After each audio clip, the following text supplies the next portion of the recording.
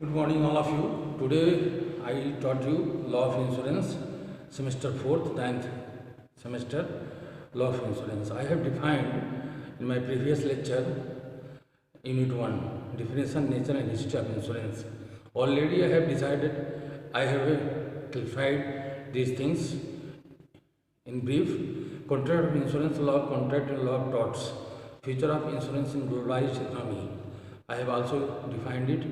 Contract of insurance, classification of contract of insurance, nature of various insurance contract, difference between general contract and insurance contract, meaning of residences and double insurance. These things have been this is the first unit and I have clarified you, and you have to, and in my previous lecture I have defined general insurance, miscellaneous insurance and group insurance, double insurance. Today I have to clarify you the functions of insurance. What are the functions of insurance? आपको बताना है बीमा के कार्य क्या। बीमा के कार्य के संबंध में विभिन्न विद्वानों ने अपना दृष्टिकोण दिया है। क्या दिया है? विभिन्न विद्वानों ने अपना दृष्टिकोण दिया है। जॉन मैगी बीमा के कार्य के संबंध में अपना दृष्टिकोण देते हुए कहते हैं कि बीमा एक योजना है जिसके द्वारा लोग बड़ी संख्या में संयुक्त होकर व्यक्तियों के जोखिमों को सबके ऊपर अंतरित करते हैं। It means that John Maggi told that बीमा एक योजना है। It is one kind of योजना जिसके द्वारा लोग बड़ी संख्या में संयुक्त होकर व्यक्तियों के जोखिमों को सबके ऊपर अंतरित करते हैं। One works not individually done by one person. A group of persons have been assembled and they have to done it. Yes Sharma महोदय बीमा के कार्य के संबंध में निम्नलिखित दृष्टिकोण रखा है। बीमा का कार्य सहयोग को प्रक्रिया के द्वारा असंख्य लोगों के बीच हानि को बांटता है। बीमा का कार्य सहयोग की प्रक्रिया के द्वारा असंख्य लोगों के बीच हानि को बांटता है। आपको पता होना चाहिए, अगर बीमा हुआ है तो बीमा में अगर लॉस है तब भी आपको मिलेगा, भरना पड़ेगा, अगर प्रॉफिट है तब भी आपको मिलेगा। दोनों स्थितियों में लॉस एंड प्रॉफिट, दोनों स्थितियों में आपको इसका पूरा भुगतान करना पड़ेगा। उन लोगों ने जो एक विशेष प्रकार का जोखिम वहन करते थे, सहयोग किया जिसमें वे लोग जब कभी उन जोखिम के कारण कोई हानि हो तो आपस में बांट लेंगे। विद्वानों की पूर्व परिभाषाओं के विश्लेषण से यह विदित होता है कि बीमा एक सामाजिक कार्य है। इसके द्वारा बीमाधारक को प्रमुख रूप में निम्नलिखित लाभ प्राप्त होता है। बीमाधारक को व्यक्तिगत आर्थिक सुरक्षा प्राप्त होती है। बीमाधारक को मानसिक शांति सुरक्षा प्राप्त होती है। जैसे उन्होंने बीमा कर लिया तो उनका एक टेंशन खत्म हो गया, अब वह बीमा कंपनी पर वह टेंशन चला गया।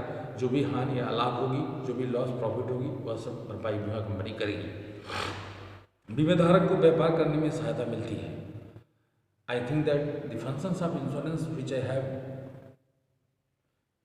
Delivered you, I think that you have to understand it, and basically it is the functions of the insurance. And next I have clarified you insurable interest. What is insurable interest? Hindi में इसे बीमा योग्य हित क्या कहते हैं? बीमा योग्य हित क्या है? बीमा योग्य हित क्या है? बीमा योग्य हित को बीमा अधिनियम 1938 में परिभाषित नहीं किया गया था। इंग्लैंड के मेरीन इंश्योरेंस एक्ट 1906 की धारा 5 तथा भारत में समुद्री बीमा अधिनियम 1963 की धारा 7 में बीमा योग्य हित की दी गई परिभाषा केवल समुद्री बीमा को लागू होता है। अतः बीमा योग्य हित को विधायिका द्वारा परिभाषित न होने के कारण विभिन्न न्यायाधीशों द्वारा लेखकों ने इसे विभिन्न प्रकार से परिभाषित किया है। आर.एस. रे के अनुसार जब बीमा धारक ऐसी स्थिति में हो कि इस घटने का जिस पर सीमित धन का भुगतान किया जाता है, ऐसे सन्निकट परिभाषित हो जिसमें विधिक दायित्व या विधि द्वारा मान्यता प्राप्त किसी अधिकार का हानि या हास या हान और अवारित हुआ उस हानि या दायित्व की सीमा तक बीमा योग्य होता है। प्रोफेसर हंसलन के अनुसार बीमा योग्य हित एक वित्तीय संकट है जो बीमित करने योग्य हो। लुसीना बनाम fraud. The case is very important for exam and it is most important case in insurance law. Case का नाम है लुसीना बनाम फ्रॉड 1806 BST BSBSR 269 के बाद में जस्टिस लॉरेंस ने निर्धारित किया कि बीमा योग्य हित का अर्थ है कि उस बीमित वस्तु से इस प्रकार संबंधित होना चाहिए कि उसके अस्तित्व से बीमाधारक को लाभ हो या उसके नष्ट होने से बीमाधारक को हानि हो। परम सद्विश्वास क्या? What is good faith? What is outmost good faith? Not good faith. What is outmost good faith? परम सद्विश्वास का सिद्धांत बीमा का सबसे प्रमुख सिद्धांत है, चूँकि बीमा को संविदा बीमाकर्ता तथा बीमाधारक के बीच आपसी विश्वास पर आधारित संविदा होता है, जिसके कारण बीमा संविदा को परम सद्विश्वास की संविदा माना जाता है। परम सद्विश्वास का सिद्धांत के अंतर्गत परम सद्विश्वास से तात्पर्य है कि संविदा का हर पक्षकार ऐसे सभी सूचनाओं को प्रकट करने के लिए विधेयता दायी है जो दूसरे पक्षकार के निर्णय को प्रभावित करती है, चाहे ऐसी सूचनाओं को देने की मांग की गई हो या नहीं। परम सद्विश्वास का सिद्धांत बीमा संविदा के विकृत संविदा से अलग करता है तथा बीमा संविदा को क्रेता सावधान के सिद्धांत के अपवाद के रूप में मान्यता देता है। परम सद्विश्वास का सिद्धांत मूलतः कॉमन लॉ द्वारा विकसित किया गया। अनुविधि में मोहरीन इंश्योरेंस एक्ट 1906 में समुद्री बीमा संविदा को परम सद्विश्वास की संविदा घोषित किया गया है। भारतीय समुद्री बीमा अधिनियम 1963 की धारा 19 परम सद्विश्वास के सिद्धांत को वैधानिक मान्यता प्रदान करती है। धारा 19 के अनुसार समुद्री बीमा की संविदा परम सद्विश्वास पर आधारित संविदा है। यदि किसी पक्षकार द्वारा परम सद्विश्वास का पालन न हो तब दूसरे पक्षकार द्वारा संविदा सुन की जा सकती है। नामांकन क्या है? What is nomination? नामांकन बीमाधारक की मृत्यु के उपरांत बीमित राशि को पाने का बहुत ही सामान्य एवं अद्वितीय तरीका है। बीमा अधिनियम 1938 की धारा 39 नामांकन के बारे में प्रावधान करती है। धारा 39 बीमाधारक को यह अधिकार प्रदान करती है कि अपने जीवन पर बीमा पॉलिसी लेते समय या पॉलिसी के भुगतान हेतु परिपक्व होने से पहले कभी भी एक या एक से अधिक व्यक्ति का नामांकन इस उद्देश्य से कर सकता है कि बीमाधारक की मृत्यु होने की स्थिति में पॉलिसी के अंतर्गत उपलब्ध बीमा धन प्राप्त कर ले। नामांकित धारक बीमाधारक का विधिक प्रतिनिधि होता है। बीमाधारक की मृत्यु के बाद बीमाकर्ता द्वारा नामांकितों की बीमा धन का भुगतान किए जाने पर बीमांकन का विधिमान उन्मोचन हो जाता है। नामांकन दो प्रकार से किया जा सकता है। प्रस्ताव पत्र में नाम लिखकर पृष्ठांकन द्वारा बशर्ते पृष्ठांकन की सूचना बीमाकर्ता के दे दी जाए और बीमाकर्ता नामांकितों की पंजीकृत कर ले।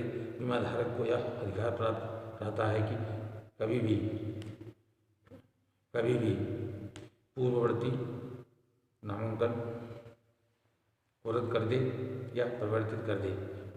जब तक बीमाधारक जीवित रहता है तब तक नामांकित को बीमा पॉलिसी में कोई अधिकार नहीं प्राप्त होता। समुर्देशन क्या है? असाइनमेंट। समुर्देशन क्या है? असाइनमेंट। समुर्देशन बीमाकर्ता का वैधानिक अधिकार है। इसके अंतर्गत बीमाकर्ता अपनी इच्छानुसार किसी भी व्यक्ति को उचित रीति से अपनी जीवन बीमा पॉलिसी अंतरित करता है।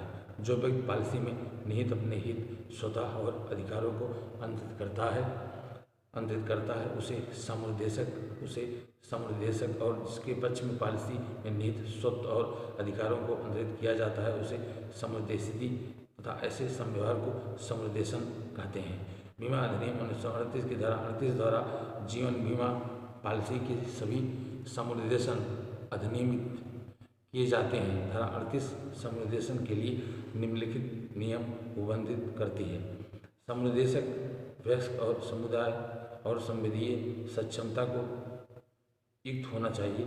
समुदेशन जिस पॉलिसी का समुदेशन कर रहा है उसमें उसका पूर्ण अधिकार एवं हित होना चाहिए। समुदेशन में विधि संभव प्रतिफल होना चाहिए। समुदेशन लिखित हस्ताक्षर एवं साक्षी द्वारा साक्षीकृत होना चाहिए। समुदेशन पृष्ठांकन द्वारा या पृथक लिखित द्वारा किया जा सकता है। पृथक लिखित की दशा में स्टाम्प शुल्क भी लगा होना चाहिए। समुदेशन की सूचना देना आवश्यक है। सूचना समुदेशन द्वारा या उसके द्वारा अधिकृत व्यक्ति या समुदेशित एवं स्वयं को दी जा सकती है। बीमाकर्ता सूचना को निम्नलिखित स्वीकृति देता है। वह समुदेशन के तथ्यों को अपनी पुस्तक में दर्ज करा लेता है।